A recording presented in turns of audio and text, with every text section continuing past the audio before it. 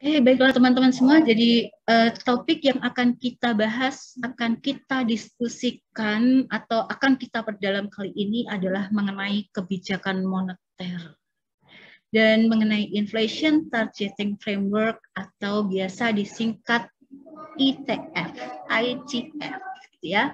Nah, kebijakan moneter itu apa? Kalau di dalam sesi yang lain kita pernah membahas mengenai kebijakan fiskal.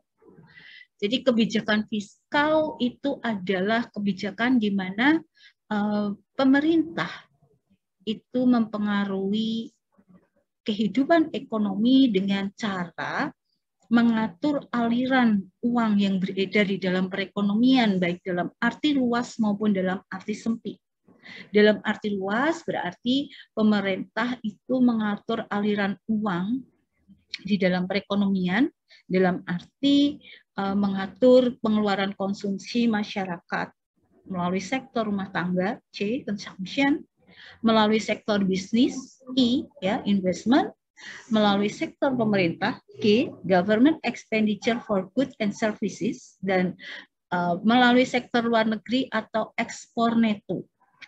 Nah, itu aliran uang dalam perekonomian dalam arti luas. Sedangkan dalam arti sempit adalah bagaimana pemerintah itu menggunakan anggaran pendapatan dan belanja negara yang di situ ada penerimaan dan pengeluaran pemerintah untuk mempengaruhi kehidupan ekonomi.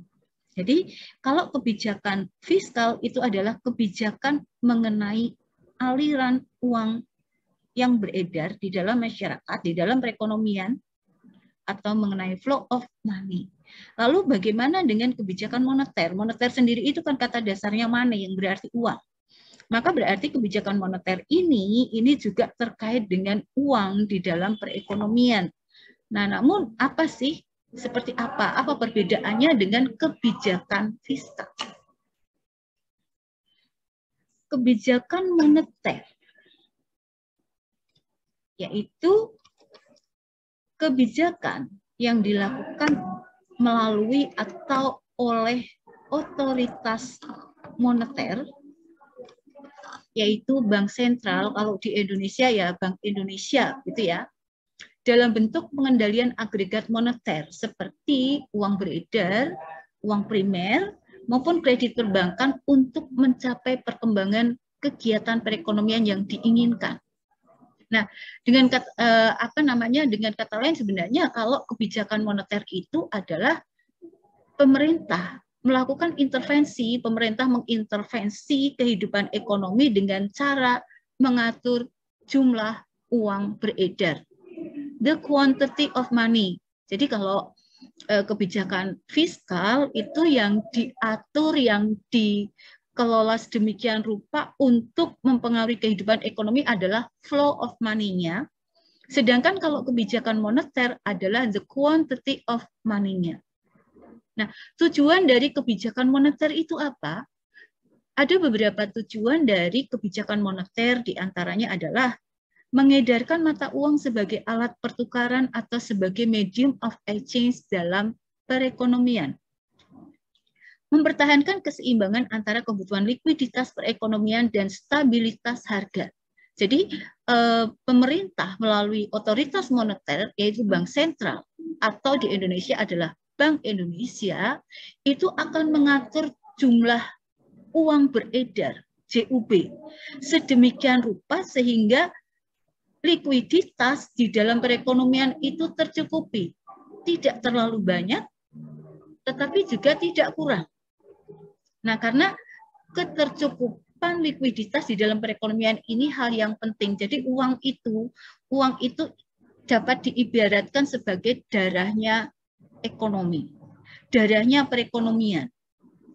Maka darah ini harus diatur sedemikian rupa supaya seimbang, tensinya tidak terlalu tinggi, tidak terlalu rendah. Seperti itu. Yang berarti apa? Berarti melalui pengaturan jumlah uang yang beredar ini pemerintah melalui bank sentralnya sekaligus menciptakan stabilitas harga. lalu distribusi likuiditas yang optimal dalam rangka mencapai pertumbuhan ekonomi yang diinginkan pada berbagai sektor. Jadi pemerintah akan mengatur likuiditas, mengatur jumlah uang beredar secara optimal pada berbagai sektor, sehingga tidak ada sektor yang di situ terlalu likuid. Sebaliknya, tidak ada sektor ekonomi yang likuiditasnya kurang. Dalam rangka apa? Dalam rangka mencapai pertumbuhan ekonomi sesuai dengan yang ditargetkan. Membantu pemerintah melaksanakan kewajiban yang tidak dapat terrealisasi melalui sumber penerimaan normal. Nah, kalau kita berbicara mengenai sumber penerimaan pemerintah itu dari apa sih? Kalau kita melihat postur APBN, penerimaan negara itu ada dua sumber utama, yaitu ada penerimaan rutin dan ada penerimaan hibah. Nah, penerimaan rutin itu ada penerimaan pajak dan penerimaan bukan pajak. Artinya apa ya? Normalnya, ya, normally penerimaan pemerintah itu ya berasal dari pajak, bukan pajak, dan ada hibah. Ada hibah. Nah, tetapi ada kalanya penerimaan atau mungkin negara itu dihadapkan pada situasi di mana penerimaan dari pajak, penerimaan dari bukan pajak, dan penerimaan hibah ini tidak mencukupi untuk melaksanakan kewajibannya. Jadi ada sesuatu yang tidak normal. Nah, maka dalam hal ini kebijakan moneter itu bisa, ya, atau dapat memberikan sumber penerimaan yang lain. Misalnya apa? Misalnya dengan melakukan pencetakan uang. Ya, jadi istilahnya adalah seigniorage. Pemerintah printing money, mencetak uang sebagai sebagai sumber penerimaan negara. Tetapi penerimaan pemerintah dari printing money ini sekarang tidak diperkenankan lagi. Tidak boleh. Kenapa? Karena penerimaan pemerintah dari printing money, dari pencetakan uang, itu sangat inflator. Dapat menyebabkan likuiditas perekonomian itu berlebihan, yang berarti tingkat inflasinya tinggi. Dan kalau terlalu tinggi, maka bisa terjadi hyperinflation, hiperinflasi. Ini pernah terjadi di Indonesia pada tahun 1965-an. Di mana waktu itu tingkat inflasi Indonesia itu mencapai 600%. Nah, selanjutnya adalah mengenai kebijakan moneter itu sendiri. Kebijakan moneter itu merupakan bagian yang integral dari kebijakan ekonomi makro. Kebijakan moneter yang merupakan proses mengatur persediaan uang dalam sebuah perekonomian, dalam sebuah negara untuk mencapai tujuan tertentu seperti menahan inflasi, mencapai tingkat pengerjaan penuh, untuk meningkatkan kesejahteraan, itu tetap merupakan satu kesatuan dengan kebijakan ekonomi makro yang lainnya.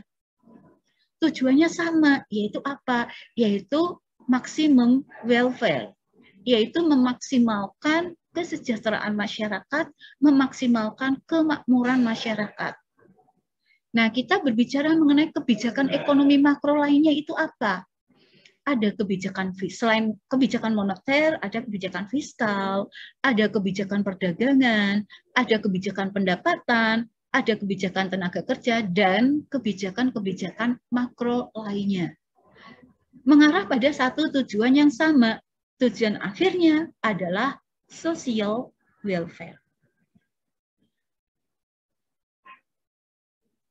Bagaimana mengenai kerangka kerja dari kebijakan moneter tersebut? Ya. Bagaimana kerangka operasi kebijakan moneter? Nah, yang pertama adalah kita berbicara mengenai ultimate target. Target utama dari kebijakan makro itu apa?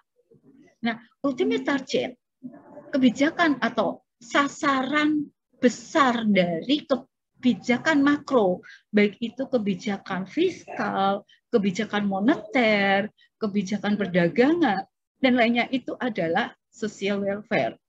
Nah, indikatornya apa? Ada situasi-situasi tertentu yang disinyalir merupakan indikasi atau yang menyebabkan terjadinya kemakmuran, terjadinya kesejahteraan masyarakat. Kondisi seperti apa? Yaitu ketika pertumbuhan ekonominya tinggi, ketika tingkat penganggurannya rendah, atau tingkat kesempatan kerjanya luas, ketika neraca pembayarannya seimbang, perdagangannya surplus, ketika tingkat inflasinya rendah atau harga-harga stabil, maka itulah yang menjadi ultimate target dari semua kebijakan ekonomi, kebijakan makro, termasuk kebijakan moneter. Hanya secara khusus ketika kita berbicara mengenai kebijakan moneter, itu dikaitkan dengan kestabilan harga. Maka ultimate target dari kebijakan moneter adalah pengendalian inflasi. Tingkat inflasinya rendah atau harga stabil. Nah, kerangka operasionalnya seperti apa? Kita akan mulai dari sini, ya. Kerangka operasionalnya. Kebijakan moneter. Sebelum sampai pada sasaran akhir, yaitu ultimate target, tingkat inflasi rendah atau harga-harga stabil, akan melalui yang namanya target operasionalnya dulu. Nah, target operasional dari kebijakan moneter yaitu bisa jumlah uang yang beredar atau money supply, bisa juga tingkat bunga, suku bunga, atau interest rate. Jadi, pemerintah mengimplementasikan kebijakan moneter dengan berbagai instrumen. Nanti kita lihat instrumen kebijakan moneter itu apa saja. Nah, dari mengimplementasikan kebijakan moneter ini, maka akan berpengaruh, ya tergantung pada sasaran operasionalnya apa. Money supply ataukah interest rate. Nah, selanjutnya sasaran operasional ini akan berpengaruh pada satu, kapasitas ekonomi. Ya. Ini adalah menunjukkan penawaran agregat supply, kapasitas ekonomi. Banyaknya barang dan jasa yang dapat dihasilkan di dalam suatu perekonomian. Dan juga berpengaruh pada aggregate demand. Di mana aggregate demand ini tercermin pada aktivitas ekonomi. Yaitu dengan melihat pada pengeluaran agregat di dalam perekonomian. C, consumption. E, investment. G, government expenditure for goods and services, dan X minus M atau export minus import. Nah, selanjutnya baru pada bagaimana kondisi pencapaian tujuan akhir kebijakan moneter, yaitu tingkat inflasi yang rendah. Jadi itu inilah merupakan kerangka kerja dari kebijakan moneter. Ya.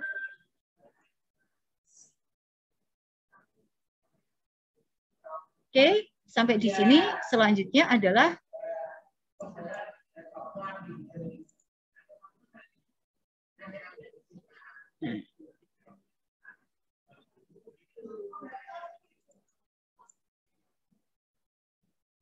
baiklah.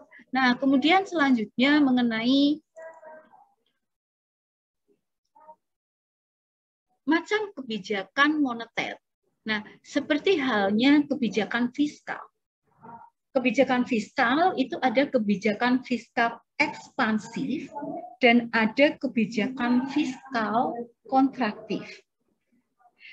Kebijakan fiskal ekspansif adalah kebijakan fiskal yang memiliki dampak mendorong, ya, mendorong laju pertumbuhan ekonomi. Sedangkan kebijakan fiskal kontraktif itu memiliki efek ngerem laju pertumbuhan ekonomi, menahan atau menurunkan suhu perekonomian.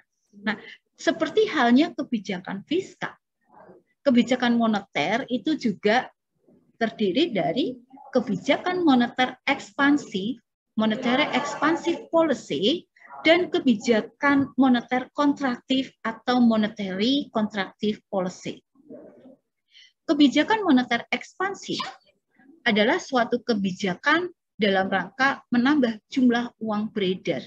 Jadi yang dimaksud sebagai kebijakan moneter ekspansif yaitu kebijakan di mana pemerintah melalui bank sentral itu menambah jumlah uang yang beredar untuk mendorong pertumbuhan ekonomi.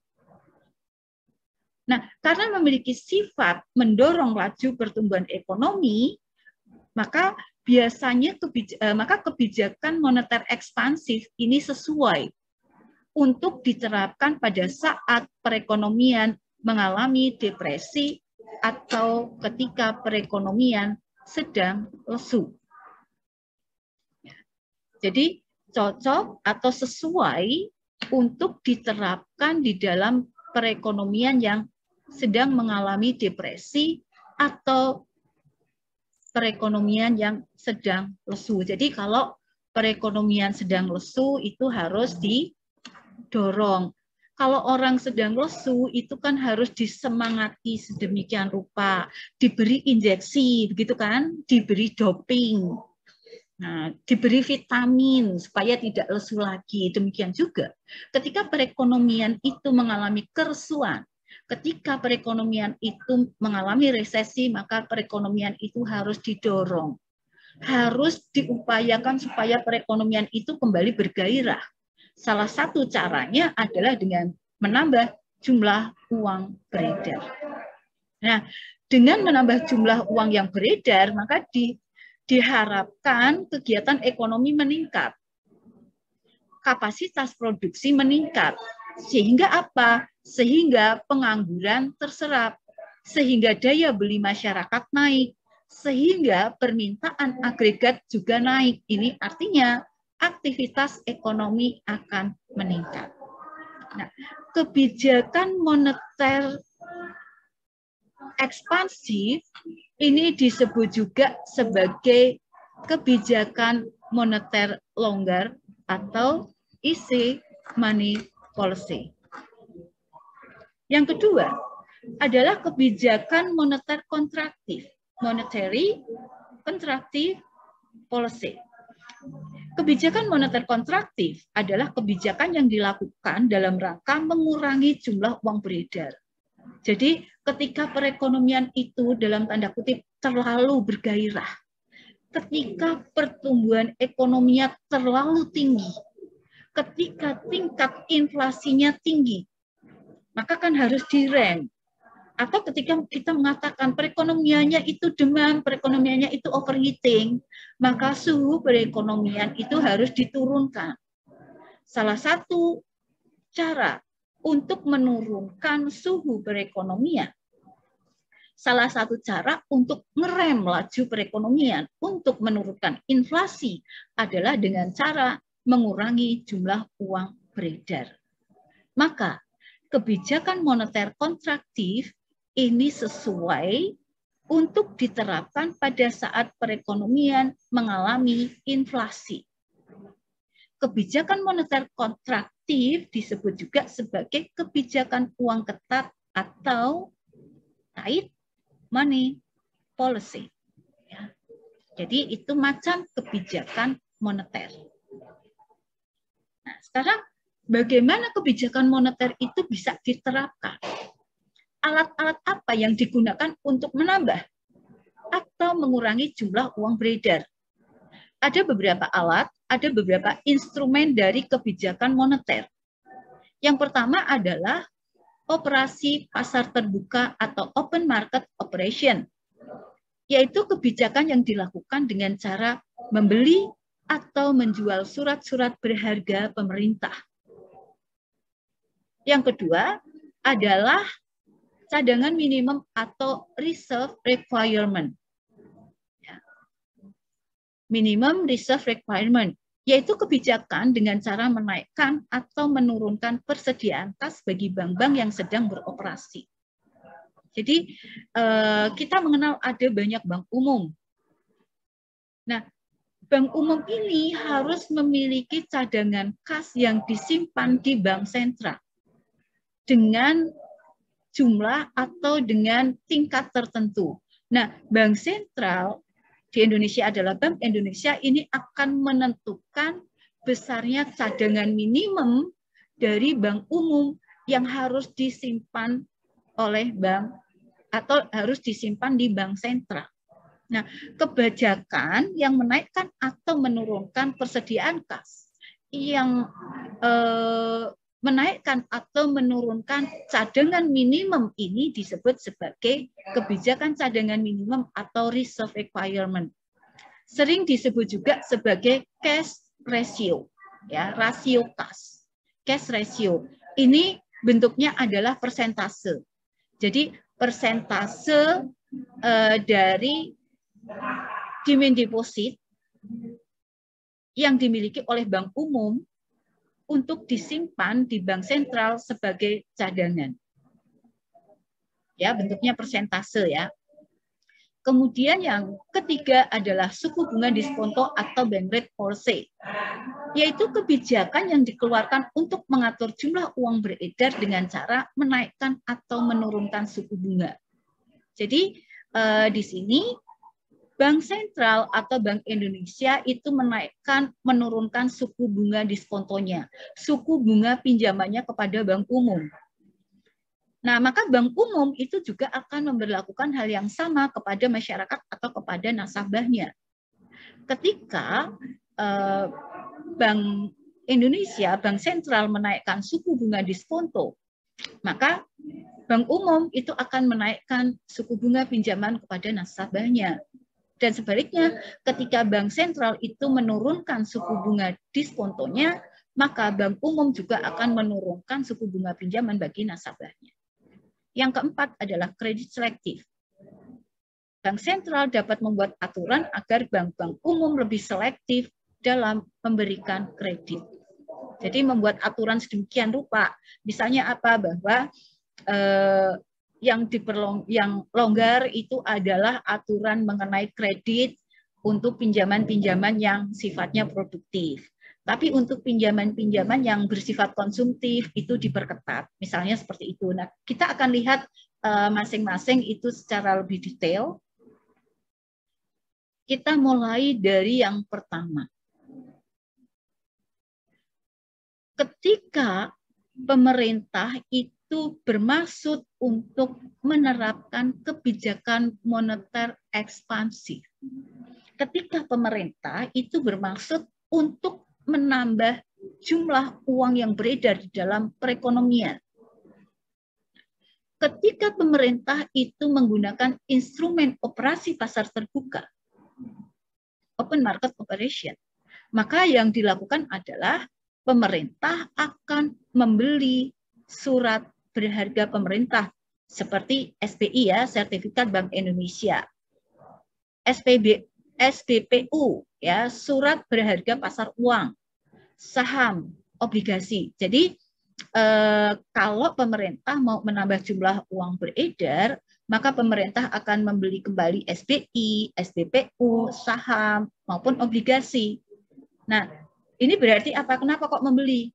Kalau membeli surat berharga pemerintah ya, membeli SBI, SBPU, saham dan obligasi, ini kan berarti yang akan dipegang oleh pemerintah itu kan surat berharganya. Nah, sementara likuiditasnya itu akan keluar, akan beredar di masyarakat. Berarti kasnya yang ada di masyarakat itu akan bertambah. Likuiditas di dalam perekonomian itu akan naik. Jumlah uang beredar di dalam masyarakat itu akan naik.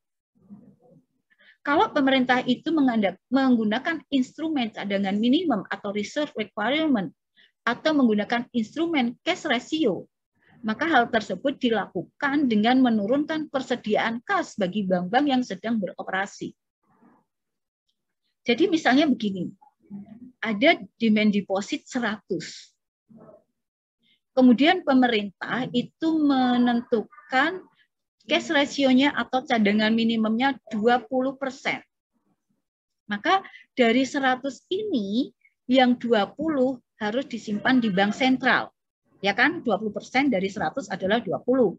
Ini harus disimpan di bank sentral. Berarti yang bisa dikeluarkan oleh bank umum untuk melakukan ekspansi kredit untuk menciptakan uang giral itu hanya 80. Berarti kan uang giral yang tercipta itu maksimal adalah 80. Nah, kalau kemudian pemerintah itu menurunkan cadangan minimum atau cash ratio-nya dari 20 menjadi 10% saja.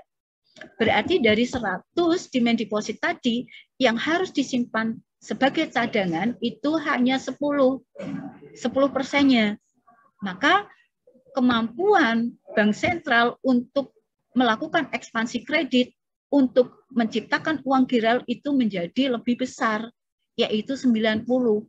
Jadi kalau cash ratio-nya 20%, maka kemampuan untuk atau yang bisa dikeluarkan sebagai atau untuk melakukan ekspansi kredit hanya 80. Dengan menurunkan cadangan kasnya menjadi 10% saja, maka yang bisa dikeluarkan oleh bank umum dalam melakukan ekspansi kreditnya adalah 90. Maka jumlah uang beredarnya, jumlah uang giral yang tercipta itu akan menjadi semakin besar. Likuiditas di dalam perekonomian akan semakin besar dan perekonomian akan terdorong, akan terakselerasi untuk tumbuh lebih cepat. Yang ketiga, yaitu ketika pemerintah menggunakan instrumen suku bunga diskonto atau bank rate policy. Ekspansi moneter dilakukan dengan cara menurunkan suku bunga.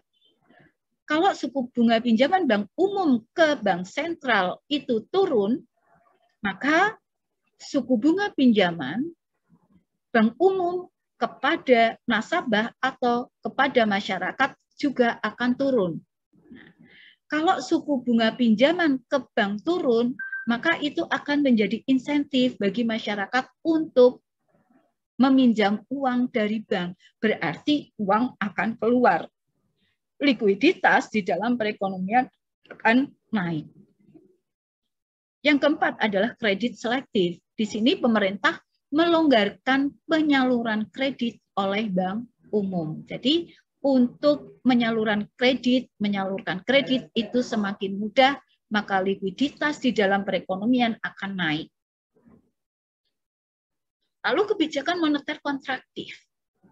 Jika pemerintah itu menggunakan instrumen operasi pasar terbuka atau market operation, open market operation, hal tersebut dilakukan dengan cara menjual surat berharga pemerintah seperti SPI, SPPU, saham, dan obligasi.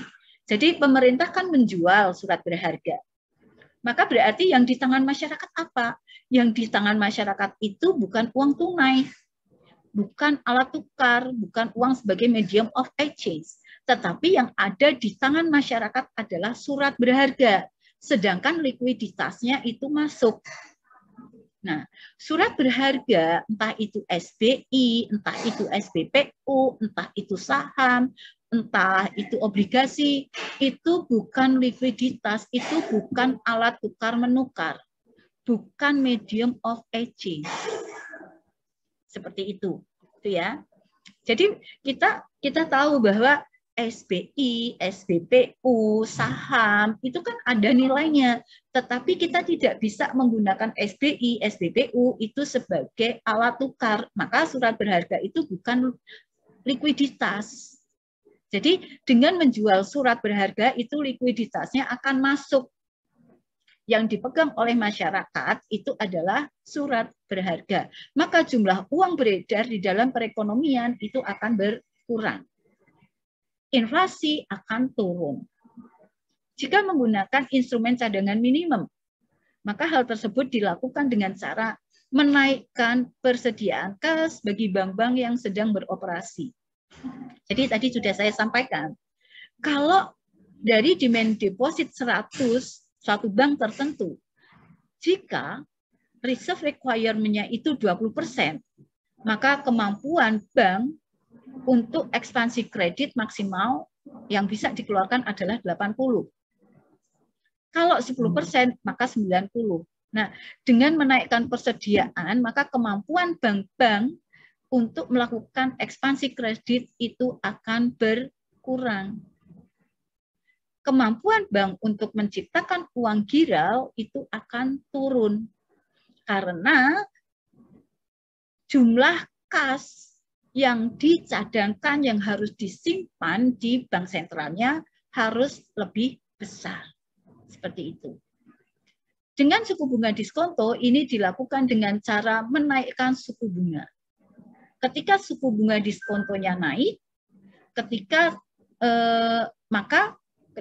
suku bunga diskontonya naik, maka Bank Umum itu juga akan menaikkan suku bunga pinjaman kepada masyarakat. Nah, suku bunga pinjaman yang tinggi ini akan menjadi disinsentif bagi masyarakat untuk meminjam uang di bank. Karena apa? Karena berarti biayanya kan mahal. Untuk meminjam uang di bank itu nasabah itu harus mengembalikan bunganya yang tinggi. Nah, high cost. Maka ketika bunga tinggi berarti biaya bunga pinjaman itu tinggi. Maka ini akan menjadi disinsentif bagi nasabah, bagi masyarakat untuk meminjam uang di bank. Sebaliknya, ketika bunga tinggi, nah orang akan cenderung untuk memasukkan uang ke bank, entah tabungan, entah deposito, dengan harapan apa? Dengan harapan memperoleh imbalan bunga yang tinggi. Berarti ketika suku bunga diskontonya tinggi, kecenderungan orang untuk meminjam uang di bank rendah, tetapi kecenderungan orang untuk menyimpan uangnya di bank tinggi. Maka likuiditasnya akan terserap. Jumlah uang beredar atau likuiditas yang ada di dalam perekonomian akan berkurang. Yang keempat adalah kredit selektif. Nah, ini dilakukan dengan mengetatkan penyaluran kredit oleh Bank Umum. Tadi misalnya apa? Misalnya penyaluran kredit itu hanya untuk pinjaman-pinjaman yang bersifat produktif. Sedangkan pinjaman-pinjaman yang sifatnya konsumtif itu diperketat.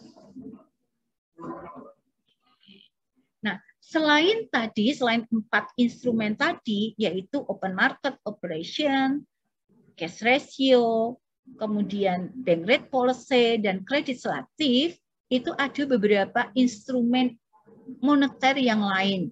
Yang pertama adalah moral suasion, himbauan moral. Ini sifatnya kualitatif, karena kebijakan moneter di sini menggunakan instrumen yang berupa himbauan saja. Jadi otoritas moneter menghimbau, otoritas moneter mencoba mengarahkan jumlah uang beredar. Misalnya apa? Contohnya, pinjam uang dari bank untuk menambah jumlah uang beredar, atau pemerintah membuat gerakan gemar menabung. Itu. Jadi supaya masyarakat itu memasukkan uangnya di bank, gemar menabung ke bank, membuka rekening tabungan di bank untuk menabung. Ini kan kalau banyak likuiditas yang dimasukkan di dalam bentuk tabungan, maka likuiditas di dalam perekonomian akan berkurang, misalnya seperti itu. Kemudian politik centering. Nah, politik centering ini adalah suatu kebijakan dengan pemotongan nilai uang, pengguntingan uang. Kebijakan moneter yang dilakukan oleh Bank Sentral dengan cara pengguntingan atau pemotongan uang. Politik centering itu diterapkan saat perekonomian mengalami hyperinflation, tingkat inflasinya sangat-sangat tinggi. Nah, ini pernah diberlakukan di Indonesia, pernah diterapkan di Indonesia pada tahun 1965, yaitu pada tanggal 13 Desember. Nah, pada saat itu perekonomian Indonesia itu mengalami hyperinflation, yaitu dengan tingkat inflasi yang mencapai 600%. Nah, maka untuk menurunkan inflasi, pemerintah menerapkan politik centering, yaitu pemotongan uang dari 1.222 menjadi Rp1. Jadi uang 122, ya 1.222 itu nilainya menjadi Rp1, jadi dipotong. Nah, Ini teman-teman harus membedakan kebijakan centering ini dengan redenominasi. Kalau redenominasi itu hanya penyederhanaan penyebutan, tetapi nilai uangnya tidak berubah. Nah, contoh sederhananya saja, kita menuliskan Rp1.000 kan, Rp 1000, nolnya 3. Nah, sekarang disederhanakan atau kita sudah tidak asing lagi dengan istilah Rp 1K. Nah, ini kan menjadi lebih sederhana. Tidak menuliskan 1000 untuk 1000, tetapi cukup 1K. Nah, ini penyederhanaan. Nilainya sama. Nilainya tidak berubah. Tetapi kalau kebijakan centering, kalau politik centering itu nilai uangnya memang turun. Ya, memang pemotongan uang. Nilai dari 1.222 menjadi Rp1 saja. Lalu ada kebijakan devaluasi. Devaluasi adalah kebijakan bank sentral untuk menurunkan nilai mata uang dalam negeri, kita rupiah, terhadap mata uang asing. Jadi ini pemerintah dengan sengaja itu menurunkan, melemahkan nilai mata uang dalam negeri terhadap mata uang asing. Jadi misalnya begini, $1 tadinya sama dengan Rp3.000. Nah, kemudian dengan sengaja pemerintah menurunkan nilai mata uang dalam negeri terhadap dolar dari $1 sama dengan Rp3.000 menjadi $1 sama dengan Rp5.000. Nah, kebijakan yang dengan sengaja menurunkan nilai mata uang dalam negeri terhadap mata uang asing itu disebut sebagai devaluasi. Nah, mungkin pertanyaannya, loh Bu, itu kan memang nilai rupiah terhadap dolar itu kan naik turun setiap hari. Misalnya hari ini $1 sama dengan 14.500. Padahal kemarin itu $1 sama dengan 14.300. Itu kan nilai mata uang rupiah terhadap dolar turun. Iya, betul.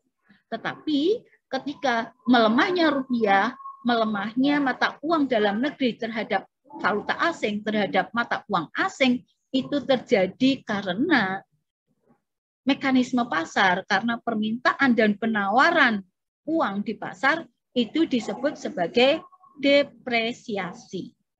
Jadi kalau devaluasi itu memang pemerintah dengan sengaja menurunkan, melemahkan nilai mata uang dalam negeri terhadap mata uang asing.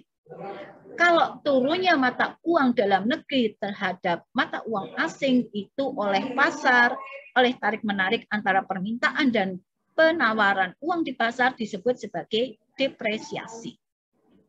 Yang keempat adalah revaluasi. Ini kebalikan dari devaluasi. Revaluasi adalah kebijakan bank sentral untuk menaikkan nilai mata uang dalam negeri terhadap mata uang asing. Ya, jadi misalnya $1 Rp5.000, kemudian pemerintah menaikkan nilai mata uang dalam negeri terhadap mata uang asing dari $1 sama dengan Rp5.000 menjadi $1 sama dengan Rp3.000. Nah, kalau oleh pasar disebut apa? Tadi kan di pasar rupiah itu kan juga bisa menguat. Nah, penguatan nilai mata uang dalam negeri terhadap mata uang asing yang itu merupakan akibat dari mekanisme pasar, dari permintaan dan penawaran terhadap valuta asing di pasar itu disebut sebagai apresiasi. Jadi, apresiasi itu adalah naiknya nilai mata uang dalam negeri terhadap mata uang asing melalui mekanisme pasar. Depresiasi adalah melemahnya nilai mata uang dalam negeri terhadap mata uang asing melalui mekanisme pasar. Revaluasi adalah menguatnya nilai mata uang dalam negeri terhadap mata uang asing dengan sengaja oleh pemerintah. Devaluasi adalah melemahnya atau menurunnya nilai mata uang dalam negeri terhadap mata uang asing yang dilakukan sengaja oleh pemerintah.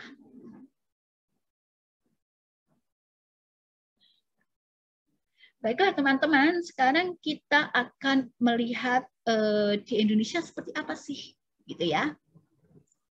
Jadi peran penting dari kebijakan moneter sebagai salah satu kebijakan ekonomi.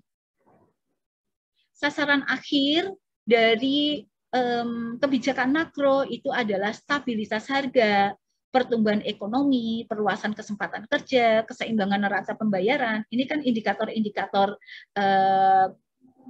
yang menunjukkan bahwa kondisi ekonomi itu baik ya.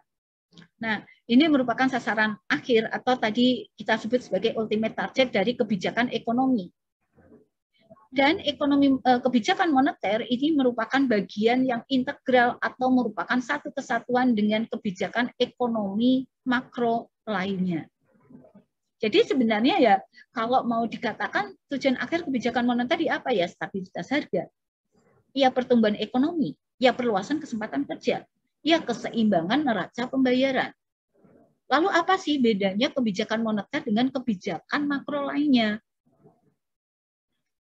Jadi teman-teman, kalau di sini ada beberapa sasaran akhir, stabilitas harga, pertumbuhan ekonomi, perluasan kesempatan kerja, keseimbangan neraca pembayaran. Ini kan ada beberapa sasaran yang ingin dicapai sekaligus. Nah, idealnya semua sasaran akhir tersebut atau multiple objektif itu dapat dicapai secara bersamaan. Namun, seringkali pencapaian sasaran akhir tersebut mengandung unsur-unsur yang kontradiktif. Ada konflik pencapaian sasaran kebijakan. Misalnya, usaha untuk mendorong tingkat pertumbuhan ekonomi dan memperluas kesempatan kerja pada umumnya berdampak negatif terhadap kestabilan harga dan keseimbangan neraca pembayaran. Jadi kalau pemerintah itu misalnya menitik beratkan pada pertumbuhan ekonomi yang tinggi, maka konsekuensinya apa? Konflik terhadap apa?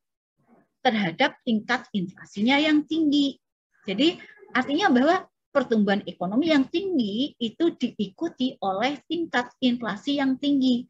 Padahal tingkat inflasi itu kan diinginkan rendah.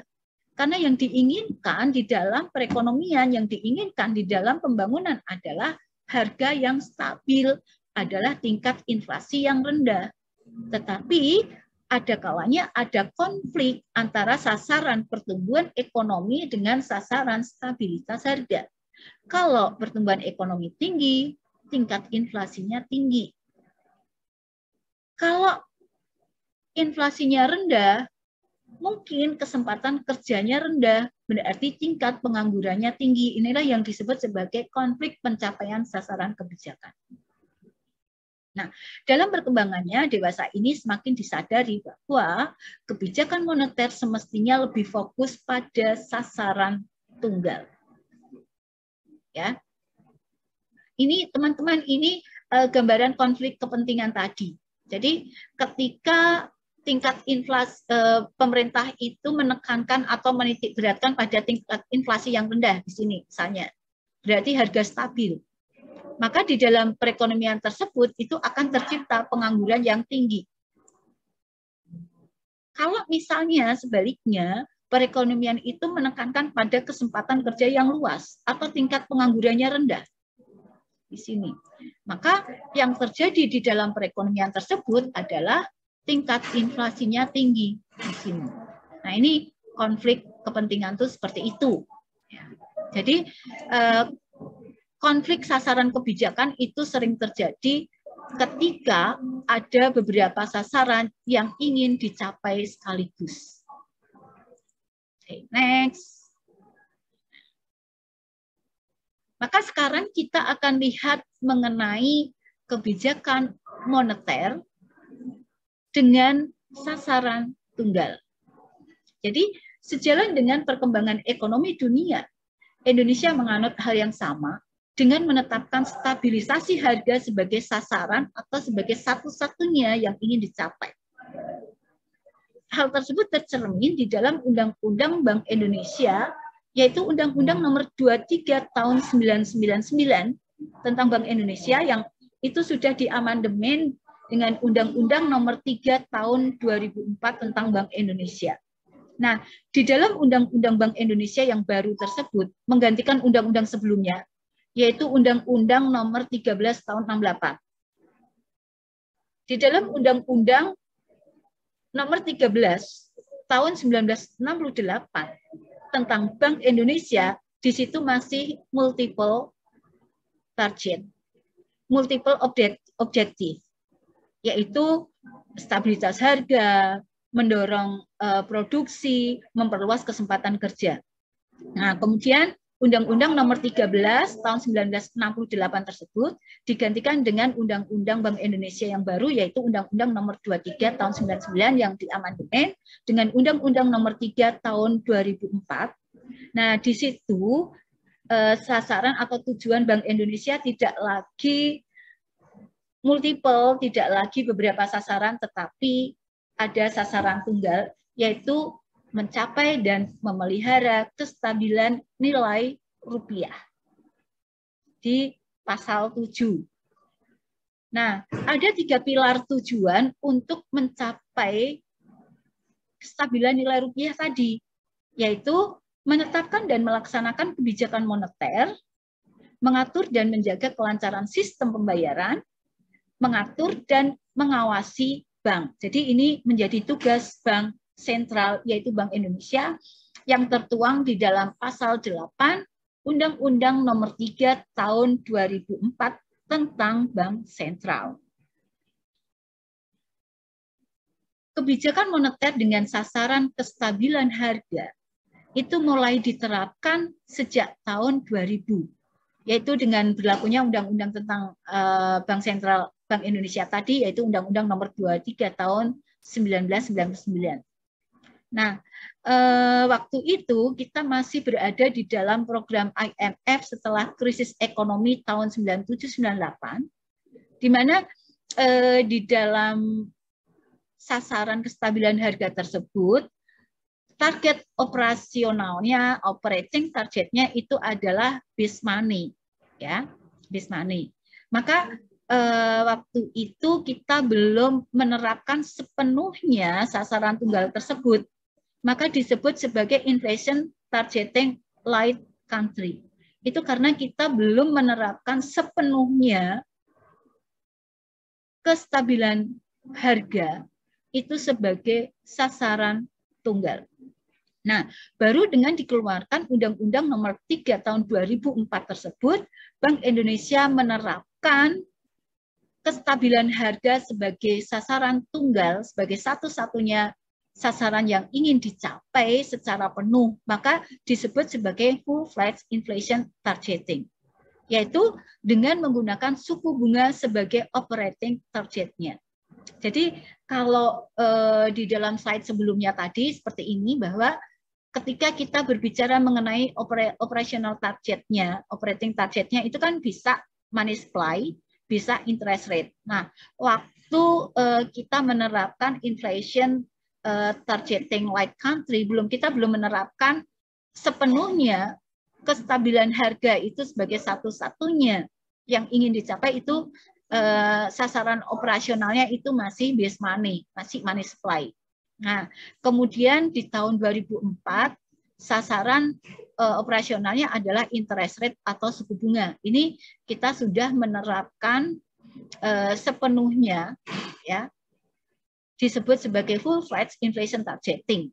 Ya, kita menerapkan sepenuhnya sasaran tunggal mencapai kestabilan nilai rupiah tersebut. Lalu bagaimana sih mekanisme, ya? Bagaimana sih mekanisme transisi dari kebijakan moneter?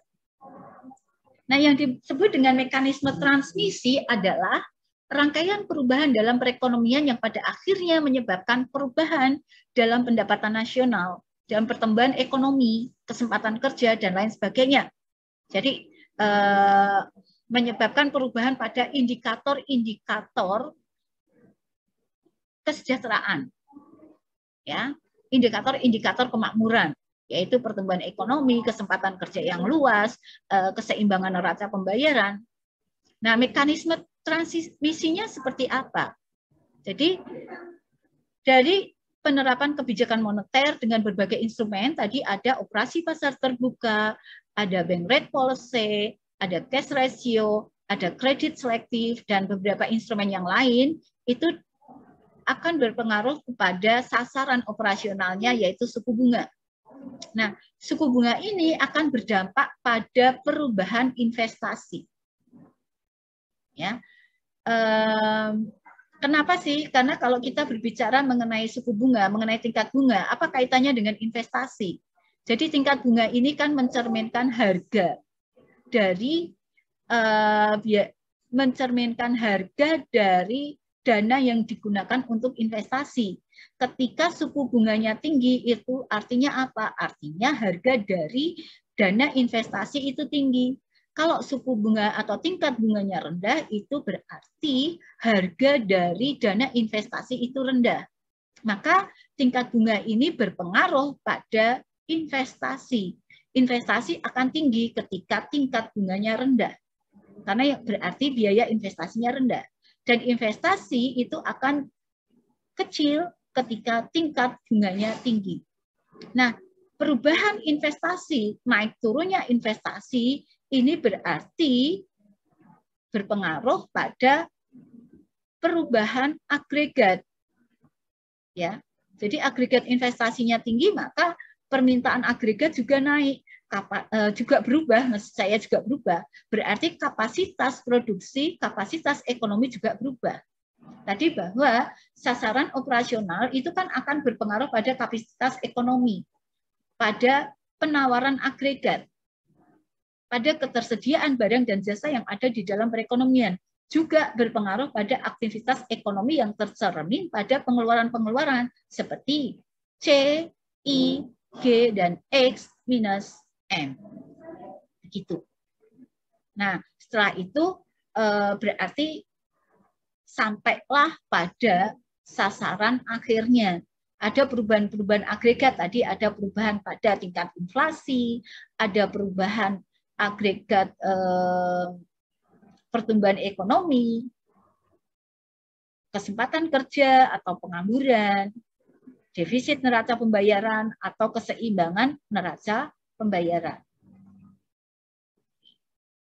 Nih, sekarang ini dimodifikasi ini teman-teman, karena kalau tadi kan masih dengan multiple objektif. Nah, kemudian dengan berlakunya full flex inflation targeting, itu kan kestabilan harga itu menjadi satu-satunya sasaran yang ingin dicapai, satu-satunya tujuan dari kebijakan moneter. Nah, maka sekarang ultimate target dari kebijakan moneter itu adalah inflasi, tidak lagi multiple target. Nih, sasaran inflasi ya. Nih. Jadi ultimate target dari kebijakan moneter itu adalah inflasi. Kenapa? Karena sudah berlaku inflasi, kestabilan harga itu sebagai sasaran tunggal. Jadi kalau kita lihat di sini, dari berbagai kebijakan moneter dengan menggunakan berbagai instrumen dari kebijakan moneter akan berpengaruh pada tingkat bunga sebagai sasaran operasional. Ini nanti akan berpengaruh pada investasi. Kemudian investasi itu akan berpengaruh pada kapasitas ekonomi. Jadi kalau investasinya besar, kapasitas ekonominya meningkat, penganggurannya terserap, jumlah barang dan jasa yang dihasilkan di dalam perekonomian akan naik, juga akan berpengaruh pada aktivitas ekonomi, sebagaimana tercermin pada aktivitas investasi, konsumsi masyarakat, government expenditure for goods and services, maupun ekspor neto, yaitu X minus M. Nah, selanjutnya hal tersebut akan menciptakan suatu tingkat inflasinya tertentu. Nah, penerapan dari kebijakan moneter itu diharapkan mencapai sasaran inflasi yang rendah atau harga yang stabil. Oke, baiklah teman-teman, kita lanjut ya. Jadi ini secara lebih detail ya. tadi sasaran operasionalnya adalah interest rate. Jadi penerapan kebijakan moneter dengan berbagai instrumen itu akan menyasar pada sasaran operasional yaitu interest rate atau suku bunga. Suku bunga ini selanjutnya akan berpengaruh pada kredit, pada harga aset, pada ekspektasi atau pada keyakinan masyarakat akan kondisi ekonomi, juga akan berpengaruh pada exchange rates atau kurs. Nah, kredit, kemudian harga aset, ekspektasi masyarakat atau keyakinan masyarakat terhadap kondisi ekonomi, kemudian exchange rate, ini nanti akan berpengaruh pada permintaan domestik, ya, domestic demand, maupun akan berpengaruh pada permintaan eksternal. Nah, permintaan domestik maupun permintaan eksternal ini akan kalau dijumlahkan menjadi total demand di dalam perekonomian. Nah, ini nanti akan berpengaruh pada domestic inflationary pressure, pada tekanan inflasionary dalam negeri. Nah, sementara itu, exchange rate itu sendiri atau kurs itu akan berpengaruh pada harga-harga barang impor. Jadi kalau misalnya kursnya naik, itu kan barang-barang impor harganya menjadi lebih rendah. Kalau kursnya turun, itu harga-harga barang impor menjadi turun. Nah, secara bersama-sama, domestic inflationary pressure dan harga-harga impor ini akan menciptakan suatu tingkat inflasi tertentu. Ya.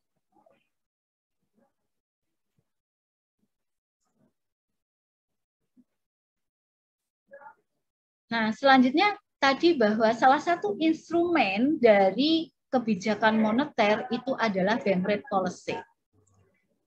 Nah, sejak berlakunya kestabilan nilai rupiah sebagai satu-satunya, sebagai ultimate target satu-satunya yang ingin dicapai dari kebijakan moneter, itu ada sinyal atau Bank Indonesia itu memberikan sinyal suku bunga yang diinginkan. Nah, sinyal suku bunga yang diinginkan itu kita sebut sebagai BI rate. Nah, atau kalau BI rate ini tahunan kan, ini dianggap kurang fleksibel, kemudian kalau nggak salah itu sejak bulan Agustus tahun 2019 itu BI rate berubah menjadi BI 7 days reserve repo rate, BI 7DRR, ya. BI 7 days reserve repo rate. Ini masanya hanya 7 hari, gitu ya, masanya 7 hari. Jadi tenornya itu bisa 7 hari. Jadi pemerintah itu memberikan sinyal suku bunga yang diinginkan dengan yang namanya BI rate atau sekarang ini BI 7 days reserve repo rate sebagai sinyal kebijakan. Apa itu BI rate?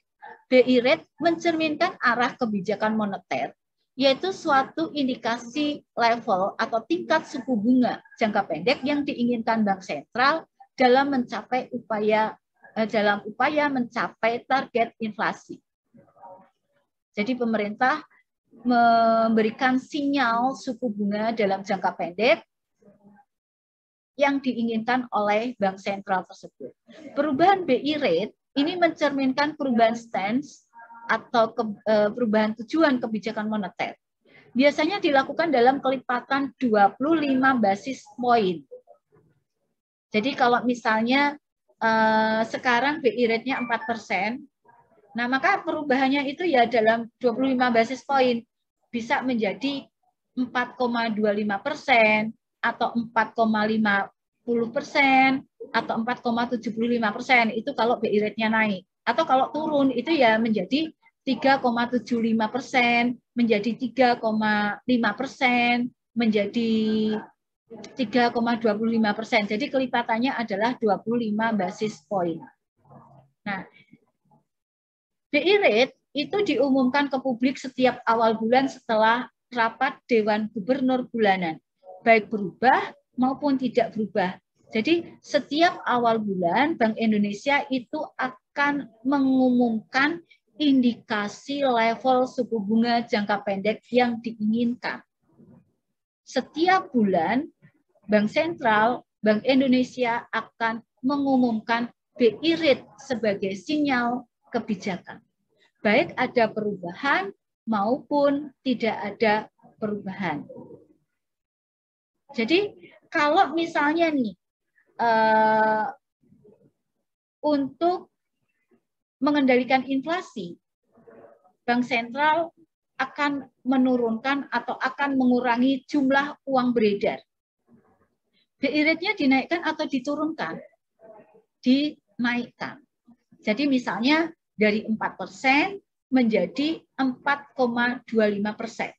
Nah, dengan naiknya BI rate ini, maka nanti bank-bank umum itu akan menaikkan suku bunga pinjaman kepada masyarakat, akan menaikkan suku bunga pinjamannya kepada nasabah. Jadi kalau masyarakat, kalau nasabah itu akan melakukan pinjaman kepada bank umum, akan dikenai suku bunga yang dinaikkan juga.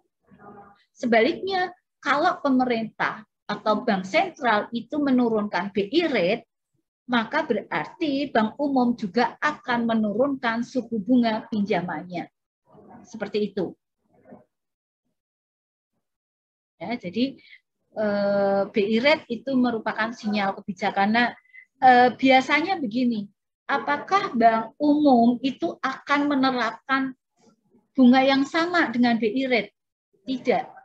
Biasanya suku bunga pinjaman itu sekitar 1 sampai 4 atau sampai 3% di atas BI rate. Jadi kalau misalnya BI rate-nya itu 4,25%, nah itu biasanya suku bunga pinjaman, yaitu ketika masyarakat itu pinjam uang di bank, itu akan kena bunga sekitar 8%, seperti itu. Jadi kalau bunga pasar, bunga bank itu biasanya sekitar 3 atau 4% di atas BI rate. Kalau misalnya BI rate-nya itu 3%, nah biasanya bunga bank ya itu akan pada kisaran 6%, 7%, seperti itu.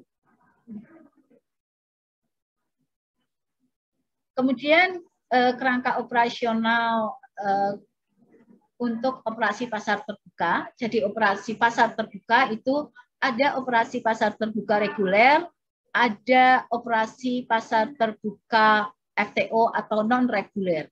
Nah, baik reguler maupun non-reguler itu ada 2 macam, yaitu yang mengacu pada macam kebijakan moneter tadi. Ada kebijakan moneter kontraksi, ada kebijakan moneter ekspansi.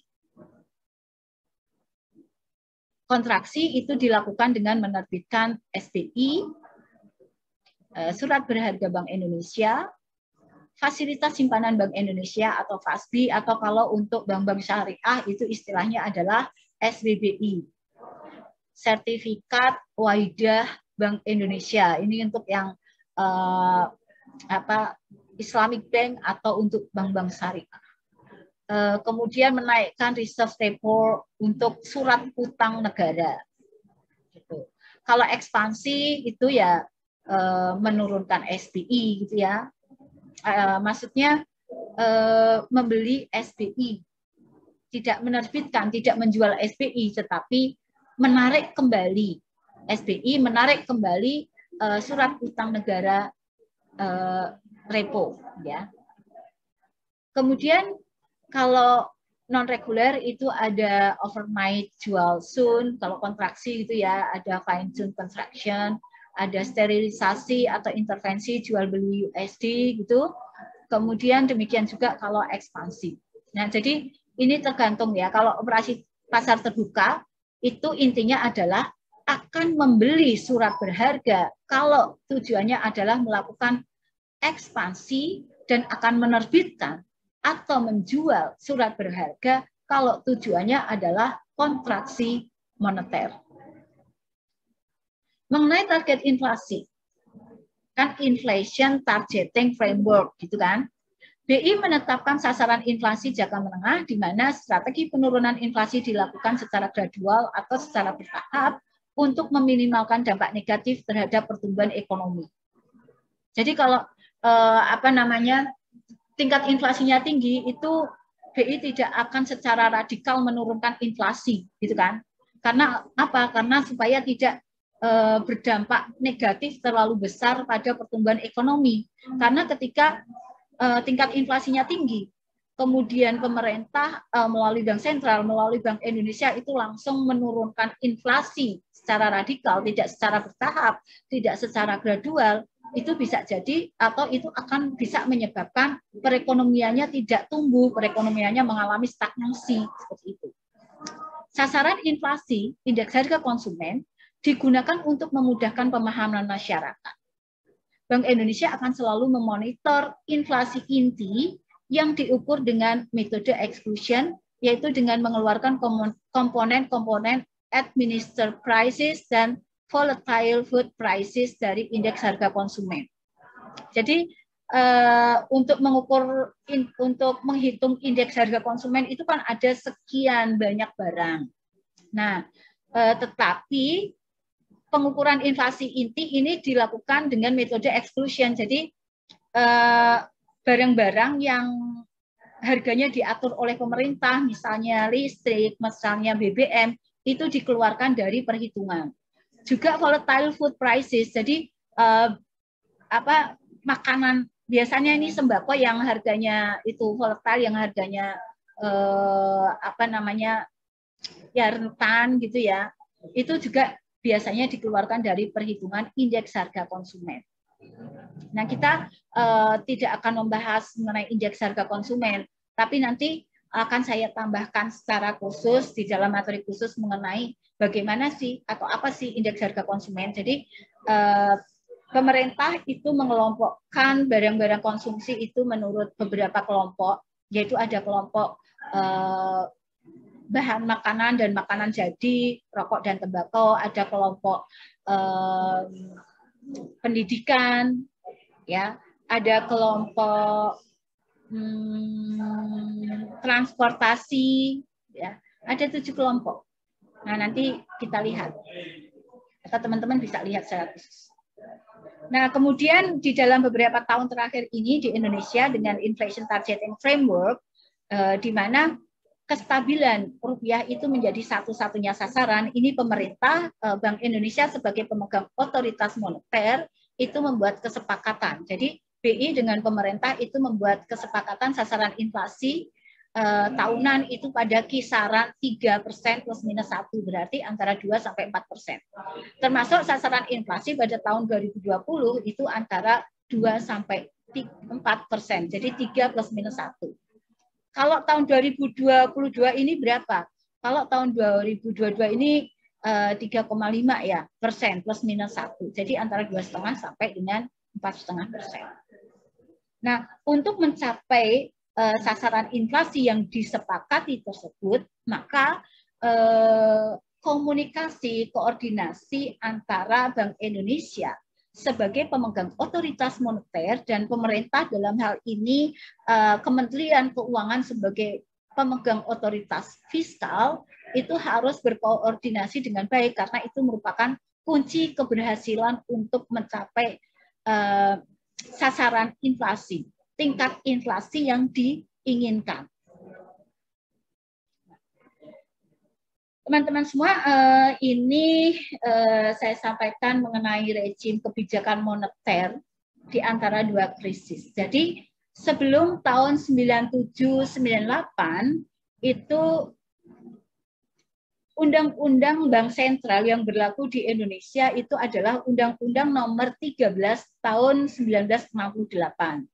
Di dalam undang-undang tersebut, sasaran dari kebijakan moneter itu masih lebih dari 1. Kita menyebutnya sebagai multiple objective. Jadi by Central Bank Law of 1968. Nah, waktu itu kita atau sistem moneter kita itu adalah managed floating exchange rate ya, kita tahu XR itu singkatan dari exchange rate. yang itu sudah berlaku sejak 1980. Jadi sejak 1980 itu ada target inflasi, ada monetary targeting, manage floating, exchange rate itu yang berlaku di Indonesia. Nah, kemudian pada tahun 97-98 itu krisis ya di Asia, Asian crisis gitu, termasuk Indonesia yang kita cukup berkepanjangan. Nah, sejak itu pada tahun 99 itu diterbitkan Undang-Undang Bank Indonesia yang baru, yaitu Undang-Undang Nomor 3 tahun Undang-Undang Nomor 23 tahun 1999. Ini merupakan tonggak dari Bank Indonesia sebagai lembaga yang independen atau independensi bank sentral. Nah, di dalam Undang-Undang Nomor 23 tahun 1999 itu sudah ditetapkan single objektif atau satu sasaran tunggal, yaitu kestabilan nilai rupiah. Ini kita mulai menuju pada yang disebut sebagai Inflation Targeting Framework atau ITF. Tapi yang ketika kita sudah mengacu pada Undang-Undang Nomor 19 tahun 99, Undang-Undang Nomor 23 tersebut, ini Inflation Targeting Framework itu belum diselenggarakan secara penuh. Belum sepenuhnya, maka kita disebut sebagai Inflation Targeting Light Country. Baru tahun 2004, yaitu dengan amandemen Undang-Undang Nomor 23 tahun 99. Dengan Undang-Undang Nomor 3 tahun 2004, kita ke full-fledged Inflation Targeting atau ke Inflation Targeting Framework sepenuhnya. Dengan sasaran operasional yaitu interest rate. Ya. Nah, kemudian seterusnya tahun 2008, 2009 kita ke implementasi Inflation Targeting Framework yang lebih advance, yang lebih baik seperti itu. Jadi penerapannya menjadi semakin baik. Maka kalau teman-teman ikuti sekarang ini, tingkat inflasi di Indonesia pada beberapa tahun terakhir ini hanya pada kisaran 3-4%. Apa itu Inflation Targeting Framework atau ITF? Yaitu merupakan kerangka kebijakan moneter yang secara transparan dan konsisten diarahkan untuk mencapai sasaran inflasi beberapa tahun ke depan yang secara eksplisit ditetapkan dan diumumkan. Jadi diumumkan. Nah, maka apakah sasaran inflasi itu tercapai atau tidak tercapai, itu tetap harus dipertanggungjawabkan. Bagaimana kalau inflasi yang ditetapkan, sasaran inflasinya tidak tercapai? Ya, ini Gubernur Bank Sentral itu harus memberi pertanggungjawaban kepada masyarakat. Menjelaskan kenapa kok sasaran inflasinya tidak tercapai.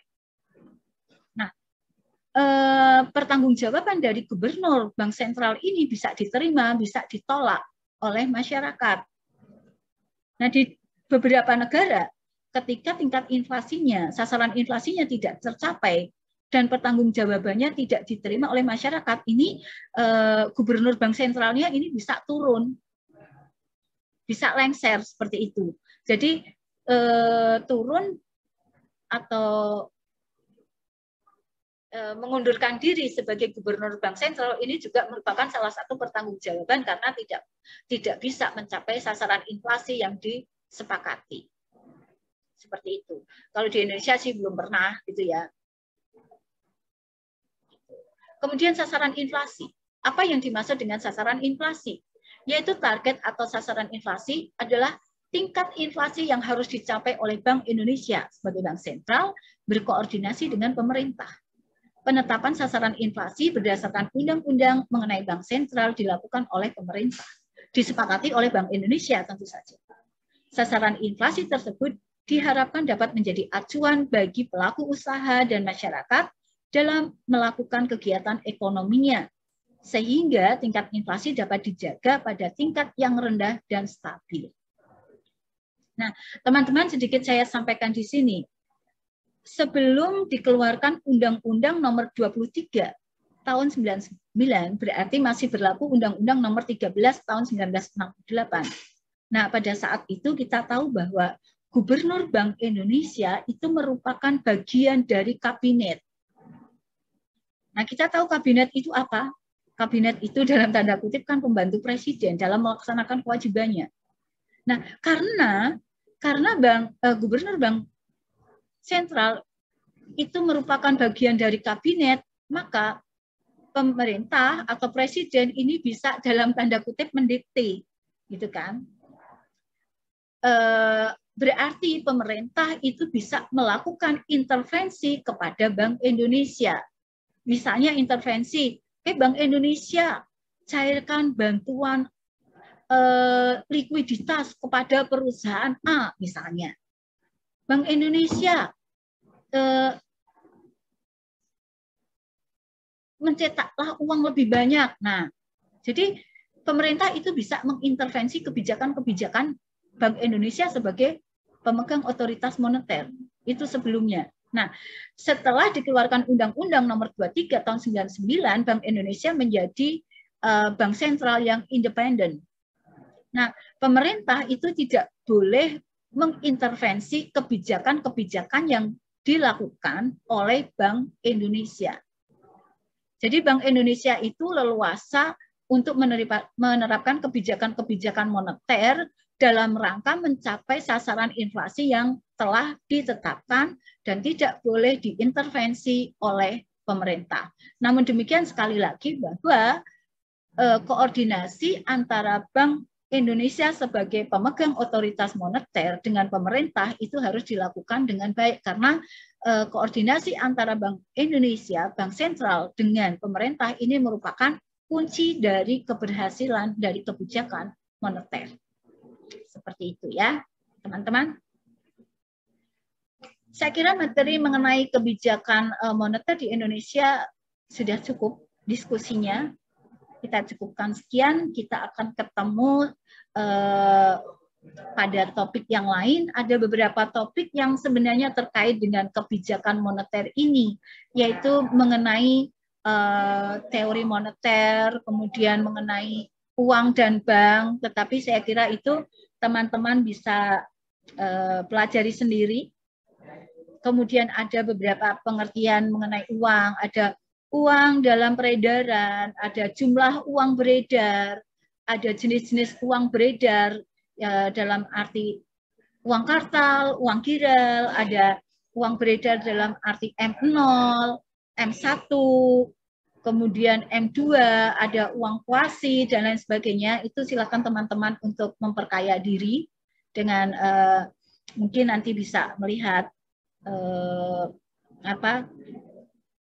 ya diskusi kita pada sesi yang lain seperti itu.